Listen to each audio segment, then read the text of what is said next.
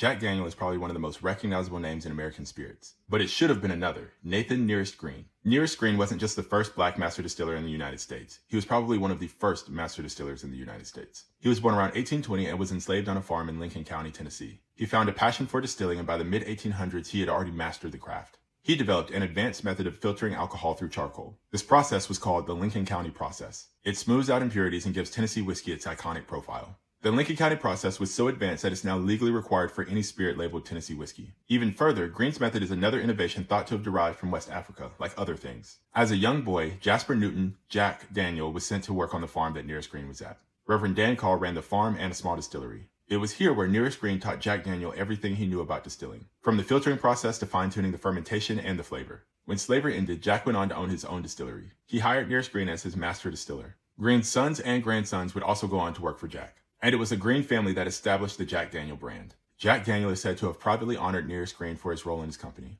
However, as new ownership took over, Nearest Green was all but erased. Whispers about this grew, but it was not until 2016 when the New York Times posted an article that casually mentioned this. Fawn Weaver traveled to Lynchburg, Tennessee immediately and uncovered the rumor to be true. She found it through census records, oral histories of both the Green and Daniel family, photographs, company records, and letters that all proved who Nearest Green was, a master distiller that taught Jack Daniel. In 2017, Weaver and her husband officially launched the Uncle Nearest Premium Whiskey brand. The mission was to reclaim Green's place in history. It was also to build a company in his name that was owned and led by his descendants. Since then, it's become the fastest growing independent American whiskey company in the United States ever.